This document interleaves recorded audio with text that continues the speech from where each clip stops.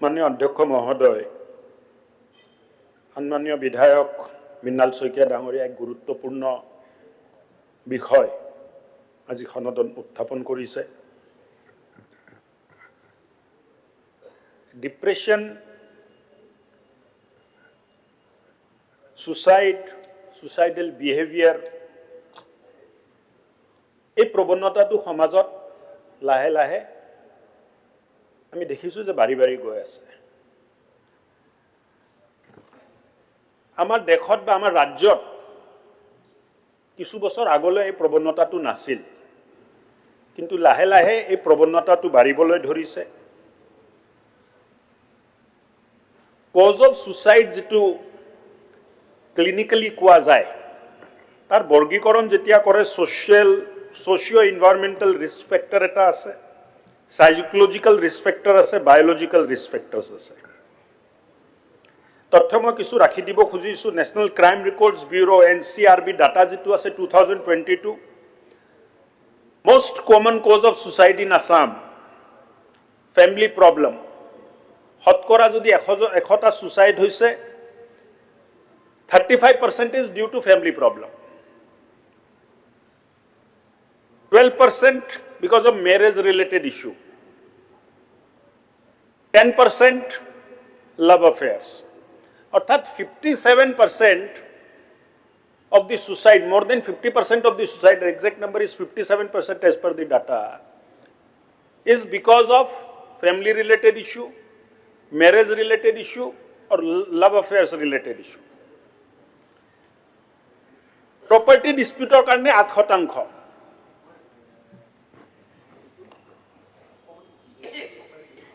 failure in exam तार कारणे जो सुसाइड है 2022 डाटा मते 1%।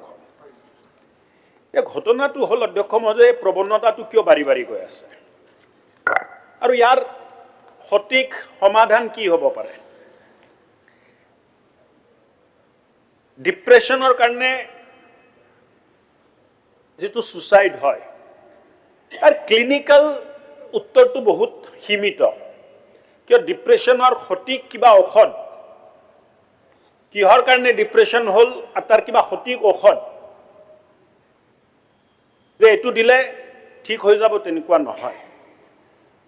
এই বেমাৰটোৰ সম্পৰ্ক মানুহৰ চিন্তাৰ কাৰণে মানুহৰ মনত জন্ম হোৱা দুশ্চিন্তা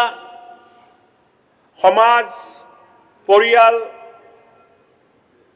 তাৰ লগত জড়িত আৰু গোটে সমাজ ব্যৱস্থাটো যেটো আছে এই গোটে সমাজ ব্যৱস্থাটোত ফ্যামিলি বুলা কনসেপ্টটো লাহে লাহে ভাঙিবলৈ ধৰিলে। আগত জয়েন্ট ফ্যামিলি আছিলে,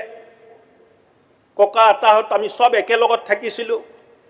লাহে লাহে ফ্যামিলিবোৰ সৰু হোৱা আৰম্ভ হ'ল, সৰু সৰু হৈ হৈ মই মোৰ পত্নী আৰু মোৰ বাচ্চা, এতিয়া এই নিউক্লিয়াছ ফ্যামিলিত আমি আহি গ'ল। ফ্যামিলিত কিবা সমস্যা হলে কথা পাতিবলৈ মানুহ নাই। হাজবেন্ড ওয়াইফ যদি ওয়ার্কিং মানে ক্লাসত পড়ে তেতিয়া সমস্যা আৰু বেছি আছে। সো ফ্যামিলি ভ্যালুজ লাহে লাহে নোয়া হল। আগত ঘৰৰ জ্যেষ্ঠজনে যদি কিবা সমস্যা হয় লৰা ছোৱালীক বুজাইছিলে, কথা পাতিছিলে, কবাত মনত যদি কিবা কষ্ট আছে কথা পাতি সমাধান উলোৱাৰ চেষ্টা কৰিছিলে। तार पिছত लड़ा छालीक आमी जो कम्पिटिशनर एटा दौरत पेलाई दिलु जे मोर लड़ा डक्टरे हब लागिब, मोर लड़ा इन्जिनियारे हब लागिब, मैं भाबार निचिना मोर लड़ा छालीये एक्ट करिब लागिब, तेनेकुवा काम करिब लागिब। लड़ा छालीये कि भाबिसे एटु आमी कोनोदिन चिंता नकरि मैं जितु बिचारो एटु मोर लड़ा छालीये करिब लागिब। ए प्रवणताय जेतियार পৰা बेसिके हुआ हल, मोर लड़ा ACS हब लागिब, IAS हब लागिब, डॉक्टर हब लागिब, इंजिनियर हब लागिब। लड़ा छाली कोनोदिन खुदा নহল যে তুমি কি হব খুজা। सो ए रेट रेस जेतिया पा आरम्भ हल, फैमिली वैल्यूज जेतिया पा নোহোৱা हल আৰু যেনেকে যেনেকে টেকনলজিয়ে বিকাশ কৰিলে আমাৰ হাতত মোবাইল আহিল, মোবাইল আহাৰ পিছত বন্ধু বান্ধৱক প্ৰায় কমিবলৈ ধৰিলে। এতিয়া বন্ধু যি আছে সবৰ বন্ধু আটাইতকৈ বেছি যদি বন্ধু থাকে ফেসবুকত থাকে। সো ফিজিক্যাল एक्टिविटी নোহোৱা এক সমাজ, বাহিৰৰ সমাজৰ লগত কোনো সম্পৰ্ক নথকা এটা সমাজ, এইফালে যেতিয়া আমি যাবলৈ ধৰিলোঁ লোনলিনেছ আহি গ'ল আমি অকলে চিন্তা কৰা অকলে থকা অকলে কৰাৰ এটা প্ৰৱণতাই উঠি গ'ল আৰু এই পৰিৱেশত যেতিয়া আমাৰ কিবা ভাল হয় আমাৰ মনটো ভাল লাগে আমি বিচৰা ধৰণে হ'লে আমাৰ মনটো ভাল লাগে আমি বিচৰা ধৰণে যদি নহয় আমাৰ মনটো বেয়া লাগে এই ভাল আৰু বেয়াৰ মাজত বেয়া যদি অলপ বেছি বেছিকৈ হোৱা আৰম্ভ হয় আমি ভাবা ধৰণে যদি কামবোৰ নহয় আমি বিচৰা ধৰণে যেতিয়া কামবোৰ নহয় মানুহ লাহে লাহে এলাগি হ'বলৈ ধৰে আনৰ লগত কথা পতাটো কমাই দিয়ে আৰু লাহে লাহে ডিপ্ৰেশ্যন বোলা যিটো বেমাৰ তাত সোমাই যায় মই ভাবোঁ যে আমি we need to know how to be happy আৰু হেপিনেছটো বাহিৰৰ পৰা নাহে হেপিনেছটো আমি কেনেকৈ নিজৰ ভিতৰত জন্ম দিব পাৰোঁ কেনে আমি নিজৰ লগত হেপি থাকিব পাৰোঁ তাৰ চিন্তা কৰিব লাগিব Thank you. অধ্যক্ষ মহোদয় সময় অনুযায়ী সময় উপযোগী যদি হৈ থাকোঁ তেতিয়া ভাল কিন্তু কম্পিটিশ্যনত যদি পৰি আমি সিজনে সিজনৰ লগত কম্পিটিশ্যনৰ চিন্তাৰে যদি কাম কৰা আৰম্ভ কৰোঁ ভাবোঁ যে এইটো ঠিক নহয় তথাপিও এক গুৰুত্বপূৰ্ণ কথা ইয়াত উত্থাপন হৈছে গীতাত শ্ৰীকৃষ্ণই কৈছিল অসংশয় মহাবাহু মনো দুৰিগ্ৰহম চলম অভ্যাসনে তো কন্তে বৈৰাগ্যতে গৃহতে অৰ্থাৎ মানে মনটো বৰ চঞ্চল আৰু ইয়াক নিয়ন্ত্ৰণ কৰাটো বৰি কঠিন কিন্তু মনকো নিয়ন্ত্ৰণ কৰিব পাৰি বৈৰাগ্যৰ জৰিয়তে অভ্যাসৰ জৰিয়তে আৰু এই চেষ্টা কৰাটো অকল চৰকাৰৰ দ্বাৰা এই কাম নহ'ব অধ্যক্ষ মহোদয় সমাজে ইয়াত অংশগ্ৰহণ কৰিব লাগিব প্ৰত্যেকজন ব্যক্তিয়ে অংশগ্ৰহণ কৰিব লাগিব চৰকাৰৰ হাতত কোনো মেকানিজম নাই যে মানুহৰ মনটো ভাল লগাই থাকিব পাৰি সব সমাজে নিজে এটা চিন্তা কৰিব লাগিব চৰকাৰে তাত সহযোগ কৰিব আৰু এই সহযোগ কৰাৰ কাৰণে অধ্যক্ষ মহোদয় আপোনাক জনাব পাই মই সুখী হৈছোঁ যে টেলি মানস বুলি এটা হেল্পলাইন আমাৰ চলি আছে দুটা নম্বৰ এভেইলেবল আছে 24/7 আৰু তাত আমি কাউন্সেলিং দিওঁ টেলি কাউন্সেলিং দিওঁ আৰু এটা উপলব্ধি আমি কৰিছোঁ যে 80% সমস্যা মেণ্টেল ইছ্যুজ মেণ্টেল প্ৰব্লেম মনোবৈজ্ঞানিক যিখিনি সমস্যা আছে 80% কাউন্সেলিঙৰ জৰিয়তে সমাধান হয় আৰু কাউন্সেলিংটো সদায় যে ডক্টৰে কৰিব লাগিব সাইকোলজিষ্টে কৰিব লাগিব সাইকেট্ৰিকে কৰিব লাগিব বুলি নহয় বন্ধু এজনো আন এজনক নিজৰ বন্ধুক কাউন্সেলিং কৰিব পাৰে বুজাব পাৰে সমাজে দায়িত্বটো হাতত ল'ব লাগিব আৰু স্কুলবোৰতো এই প্ৰগ্ৰামবোৰ চলি আছে আমাৰ সন্মানীয় বিধায়ক ডাঙৰীয়াই যিটো গুৰুত্বপূৰ্ণ প্ৰশ্ন উঠালে স্কুলতো ৰাষ্ট্ৰীয় কিশোৰ স্বাস্থ্য কাৰ্যক্ৰম RKSK বুলি চলি আছে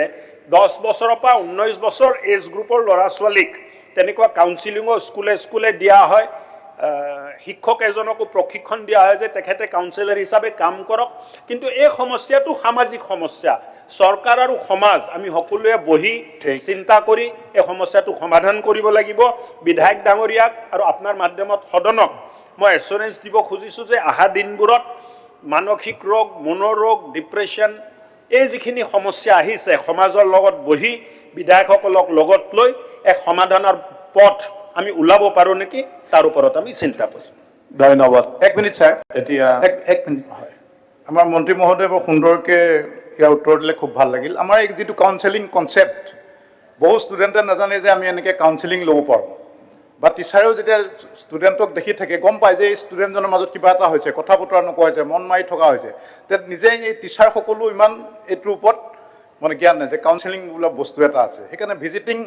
আমাৰ IS অফিচৰ লগতে এজন এটাচ দিব লাগে যে কাউন্সেলৰ তেওঁ মাজে মাজে স্কুলবিলাকত গৈ তেওঁ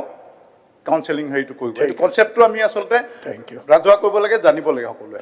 থেংক ইউ স্যাৰ অধ্যক্ষ মহোদয় শিক্ষা বিভাগৰ লগত কথা পাতি এই বিষয়টো কেনেকৈ আমি আগলৈ লৈ যাব পাৰোঁ স্কুলে কেনেকৈ টেলিফোন নম্বৰ আমি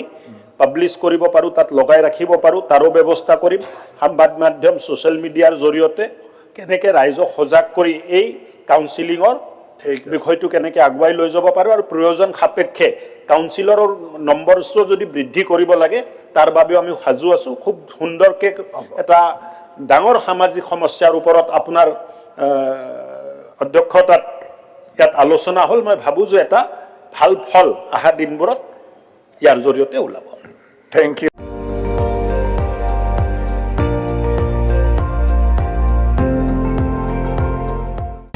আপুনি চাই আছে ND24 সৰ্বশ্ৰেষ্ঠ নহয় সৰ্বোত্তমৰ দৌৰত।